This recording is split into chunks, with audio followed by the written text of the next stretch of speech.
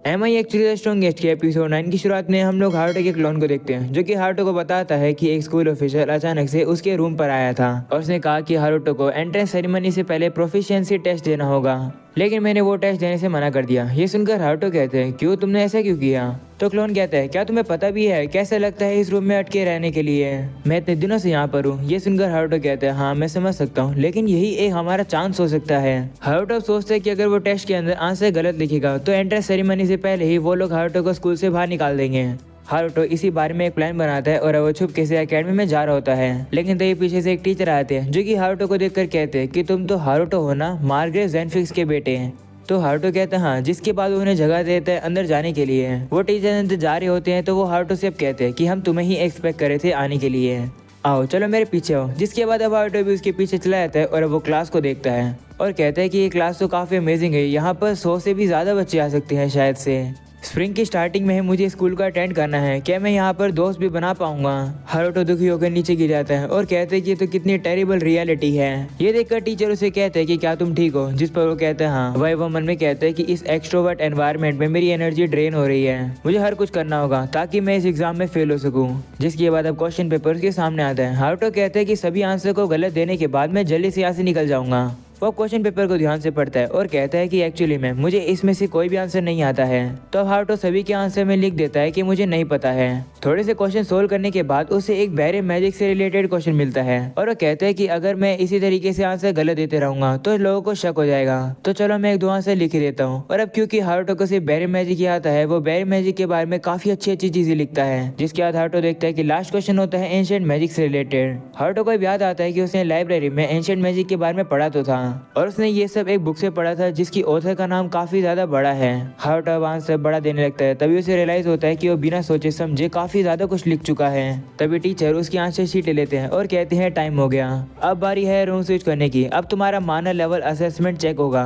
तो हारुतो कहते हैं कि उसकी कोई जरूरत नहीं है क्योंकि मेरा माना सिर्फ लेवल 2 का ही है। इस पर टीचर कहते हैं फिर भी तुम्हें यह असेसमेंट देना होगा क्योंकि ये हमारी पॉलिसी है। तो अब हारुतो के पास कोई भी चॉइस नहीं होती है, वो उसके पीछे पीछे जाने लगता है और कहता है कि जब इन लोगों को पता लग गया कि मेरा सिर्फ लेवल 2 का ही है तो ये मुझे वैसे ही बाहर निकाल देंगे। जिसके बाद वो टीचर हारुतो को एक रूम में ले आते हैं और अब वहाँ से आवाज आती है, अच्छा काम किया पोलकोस। ये आवाज सुनकर हारुतो सोचने लगता है कि आवाज कहाँ से आ रही है, यहाँ पर तो कोई भी नहीं है। तभी एक लड़की उसके सामने आती है और कहती है नीचे देखो मैं बोल रही हूँ। वो हारुतो से कहती है कि तुम हारुतो होगे ना। वो जाकर अब चेयर पर बैठ जाती है और अपना नाम बताती है। उसका नाम होता है तेरेतेलु सेनेल। वो बताती है कि वो स्कूल के अंदर एंशिएंट मैजिक को रिसर्च करती है। तुम यही सोच रहे होगे ना कि ये छोटी सी बच्चे प्रोफेसर कैसे है, आखिरकार तुम्हारी हिम्मत कैसे हुई है सोचने की। ये सुनकर हारुतो कहते हैं कि मेरा दिमाग पढ़ना बंद करो।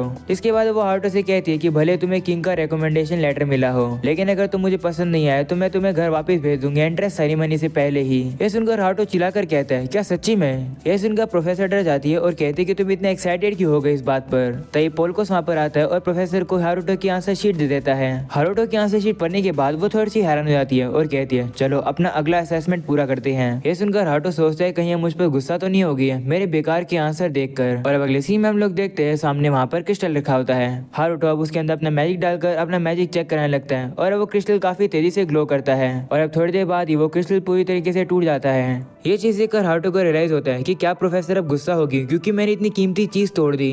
हारुतो बस यही होप कर रहा होता है कि प्रोफेसर उस पर गुस्सा हो जाए और उसे निकाल दे एकेडमी से, लेकिन इसका अपोजिट होता है। वो हारुतो की तारीफ करती है और उसे कहती है ये तो काफी कमाल का है। वो पोल्को से कहती है क्या तुमने देखा, इसने मिजाज क्रिस्टल को तोड़ दिया।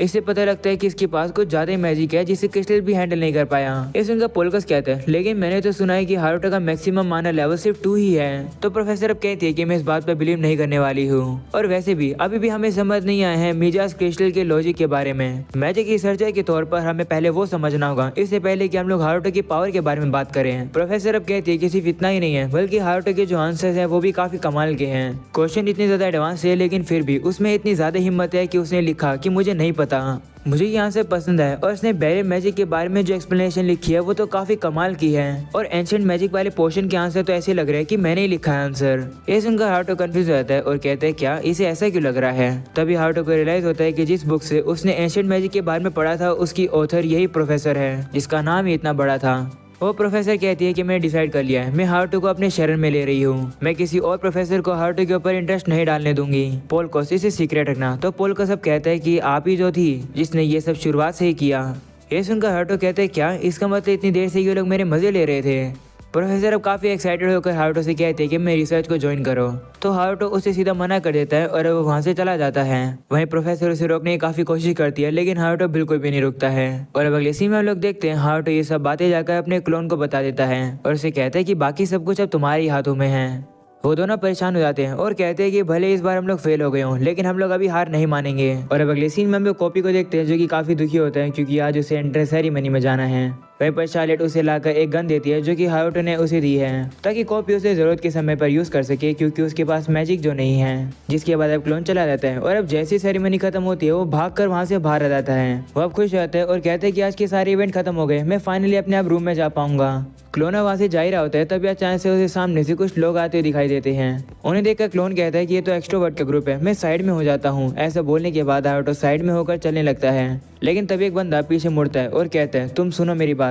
हारुतो ये सुनकर डर जाता है और उसे लगता है कि वो बंदा उसे बुला रहा है। तभी वो बंदा कहता है तुम सफेद बालों वाली लड़की, मेरी बात सुनो। ये सुनकर हारुतो रिलीफ फील करता है और कहता है चलो ये मुझे नहीं बुला रहा है, मुझे यहाँ से निकल जाना चाहिए। क्लोन वहाँ से जा रहा होता है, लेकिन तभी वो सफेद बालों वाली लड़की से टकरा जाता है। ये लड़की वही है जिसकी हारुतो ने एक बार जान बचाई थी। वहीं वो लड़की भी हारुतो का पहचान जाती है। हारुतो मन में कहने लगता है कि आखिरकार ये लड़की इस अकेडमी में क्या कर रही है। तभी वो बंदा उन लोगों से कहता है कि तुम लोग की हिम्मत कैसे हुई, तुम बिना सैल्यूट मुझे किए आखिरकार जहाँ कहाँ रहे थे। ये सुनकर लड़की माफी मांगती है और कहती है माफ करना, मुझे याद नहीं आ रहा कि एकेडमी की हैंडबुक में ऐसे भी कुछ करने को लिखा था। तभी बंदा कहता है नहीं, मेरे सामने बाउ डाउन करो क्योंकि मैं यहाँ का वाइस प्रेसिडेंट हूँ, मेरा नाम है स्नाइडल। तो वो लड़की कहती है माफ करो, मैं बस एकेडमी में आज ही आई हूँ, क्या ऐसा करना यहाँ का रूल है। ये सुनकर स्नाइडल को गुस्सा आता है और वो हारुतो के क्लोन से कहते हैं जरा इस लड़की को समझाओ आखिरकार मैं इसे क्या करने को कह रहा हूँ। वहीं हारुतो कहते हैं मुझे कैसे पता होगा कि तुम क्या करने के लिए कह रहे हो। और वो बहाना मारने के लिए एक्टिंग करने लगता है कि उसके पेट में दर्द हो रहा है। यह सुनकर स्नाइडल गुस्सा आता है और कहते हैं कि तुम्हारी हिम्मत कैसे हुई मुझसे झूठ कहने की, तुम्हें इसका भुगतान करना पड़ेगा। ऐसा बोलने के बाद वो क्लोन के ऊपर अपने मैजिक से हमला कर देता है। ये देखकर क्लोन वहाँ से भागने की कोशिश करता है और कहते हैं अगर ये अटैक मुझे लगा तो मैं मर जाऊंगा। वो भागने की कोशिश कर रहा होता है लेकिन वो अटैक उसे लग जाता है और अब हारुतो का क्लोन नीचे गिर जाता है। ये देखकर स्नाइडल खुश होता है और कहता है अब तुम्हें पता लगा मुझसे झूठ कहने का नतीजा। वह वहाँ से जा रहा होता है लेकिन तभी क्लोन खड़ा होता है और कहते हैं मैं तो डर ही गया था, अच्छा वो हारुतो ने मेरे ऊपर डिफेंसिव बैरियर लगा दिया था।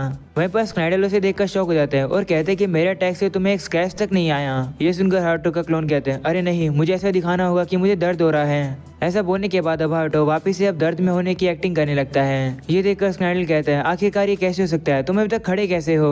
ये सुनकर क्लोन कहता है कि मेरी एक्टिंग इतनी बुरी है क्या। तभी वो लड़की हारुतो के पास आती है और कहती है कि अभी के लिए बेस्ट ये रहेगा कि तुम इनसे माफी मांग लो और ज्यादा इन्वॉल्व मत हो, मुझे लग रहा है कि इस चीज में मेरी गलती है। ये सुनकर क्लोन मन में कहता है कि मुझे पता है कि मैं लोगों से कम्युनिकेट करने में कितना बुरा हूँ, लेकिन ये तो मुझसे भी ज्यादा बेकार है कम्युनिकेट करने में। मेरे पास स्नाइडल और गुस्से में आता है और कहता है कि तुम लोग मेरे मजे ले रहे हो क्या।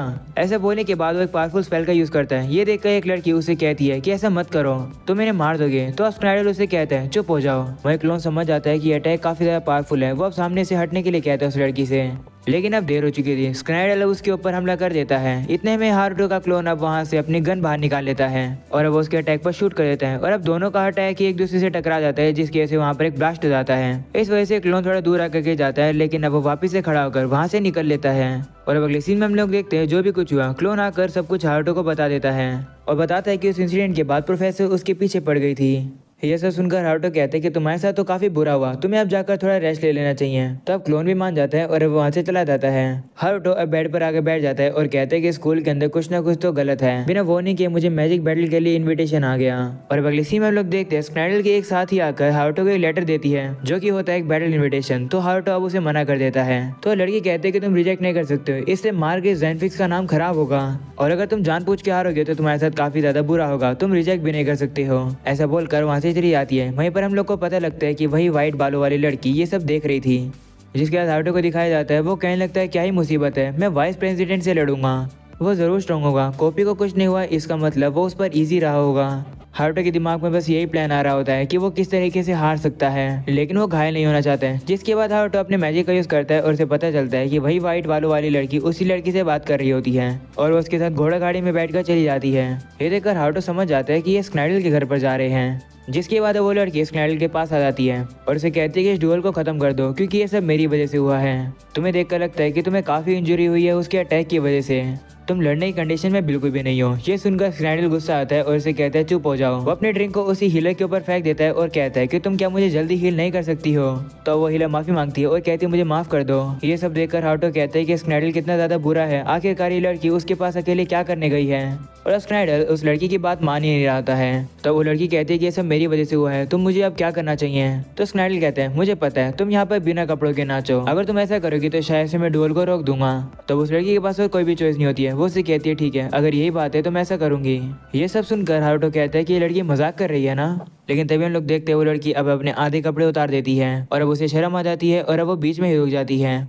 ये देखकर स्नैडल उसे कहते हैं कि तुम्हारे हाथ तो कांप रहे हैं, क्या मैं इन लड़कों को बोलूं तुम्हारी मदद करने के लिए। जिस पर वो लड़की कहती है नहीं, इसकी कोई भी जरूरत नहीं है। ऐसा बोलने के बाद अब वो लड़की अपनी टी शर्ट उतारने लगती है। ये देखकर सभी लड़के अब इंजॉय करने लगते हैं। कितने ठरकी लोग हैं। वहीं पर अब हारुतो कहने लगता है कि आखिरकार ये लड़की इतना कुछ क्यों कर रही है। तभी हम लोग देखते हैं उस जगह पर अंधेरा हो जाता है। ये देखकर वो लड़की कंफ्यूज हो जाती है और कहती है कि आखिरकार यहाँ क्या हो रहा है। तभी हारुतो वहाँ पर आ जाता है अपने शिवा के फॉर्म में और वो उसे उसके कपड़े दे देता है। वो लड़की हारुतो को देखकर हैरान होती है और कहती है तुम तो वही हो।